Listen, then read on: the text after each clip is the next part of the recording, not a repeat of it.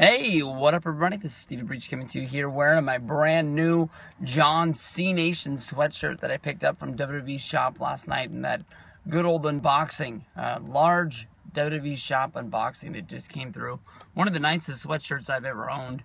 WWE is already tweeting out the fact that there's going to be a rematch taking place at Extreme Rules, being Rusev going up against none other than John Cena. Rusev is going to be wanting that United States Championship back. I think they didn't make it as big of a deal as Rusev losing his first match as I really thought they were going to. Maybe they knew that a lot of people thought that Rusev was sort of a one-trick pony, basically running around with the United States Championship, saying that he hadn't lost a match in a year, and with the guy that beat him being John Cena, taking that undefeated streak away, people would have been thinking maybe John Cena was just sort of looking out for himself. There's been a lot of stories of basically Cena, behind the scenes, pulling some strings to making sure that he gets wins somewhere along the way. Of course, one of the biggest one is the Chris Jericho and Edge story of basically Cena going at SummerSlam 2010, saying that he was going to beat the Nexus, and Jericho and Edge trying to talk him out of the fact, saying it didn't really make any sense and it was going to be bad for the business.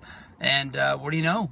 Once it was all said and done, Jericho has said that Cena came to him and admitted his mistake, saying that it didn't work out for him. There's a lot of people saying that John Cena and Daniel Bryan winning those mid-card titles, the Intercontinental Championship and the United States Championship, is sort of WWE turning a new page, making those titles mean something, meaning that your World Heavyweight WWE Championship, whatever you want to call that deal, it is the main belt. But when it is on a guy like Lesnar, it's not going to be missed as much because all the titles are going to mean something. You're going to have, 3 big matches on every pay-per-view, making the pay-per-views mean something. Honestly, in my opinion, the title's not on Lesnar anymore. The title's now on Seth Rollins. Seth Rollins is going to be on Monday Night Raw. He's going to be on SmackDown. He's going to be on the house shows. He's going to be on the pay-per-views, so I think it's just a little bit too late. I think when you look at the pay-per-views this year, whether they're from October through December, the shows that Lesnar was not on because he just was sitting at home and he got a good deal, and you're not going to take that deal away from him. I mean, you're not going to be able to say that, the guy negotiated a good contract where he didn't have to be there all the time, that it's his fault that the show sucks. You're basically going to be pointing in the direction of the guys who wrote the contract and gave it to him. It's the same thing I think about sports players when a lot of guys, people say that people are overpriced. It's not that guy's fault. That his skills have diminished. It's the fault of the guys who wanted to sign him, who offered him the deal, and the agent that negotiated it. But honestly, in my opinion, I think this could go either way.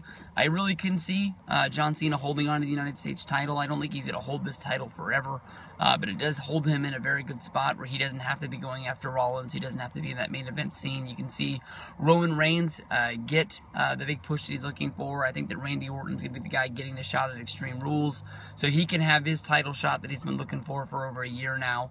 But I could also see Rusev beating him and getting the title back. We've seen basically where Lana, put him in the match and Rusev got mad, and we've seen where Lana was trying to cheat at WrestleMania. She threw the boa in the ring, and the referee took it as the I quit, and he rang the bell. John Cena won, and maybe we'll get more of an insider story on all of that right now. When you looked at Monday Night Raw as of last week, it looked like maybe Cena and Rusev were going in different directions, but they've already, put up a match card, and they've already put up a picture. WWE Network is advertising this as one of the matches that's going to be taking place, so I'm guessing that they're going to go back to it. But there's not a lot of guys that Cena could fight on the mid-card, but I think that's only because when we think about guys that Cena could go up against, we don't really think about him going up against guys like Ambrose, like he did on Monday Night Raw last week. That was a really good match, and I think people would like to see a lot more of that. So whether what happens from here, I'm not sure. I want to see what kind of a stipulation that they're going to have. If you go back to last year's Extreme Rules, oh, wait a minute, that wasn't Extreme Rules, because it was the next pay-per-view, because Extreme Rules was a steel cage match. It was that was it Payback that they had the last man standing, Bray fell fell down and the box fell on top of him and he couldn't get out of it. And then Monday Night Raw came and Cena was there and Wyatt was there, but they just didn't want to fight anymore. I know it didn't really make any sense then, it didn't really make any sense now, but I can see them having an I Quit match where basically you have to hear Rusev say I quit instead of throwing it in there. I can see them doing a last man standing match. Both of those make sense, and both of those would be really cool matches for Rusev and Cena. So we'll see what happens at Extreme Rules. But one thing and another, these guys are going to get it on. And we're going to have to see. I was about to say that I think Cena's going to win the title and go on with it, but I'm not 100% sold on that. Maybe we'll have to see what happens on Monday Night Raw.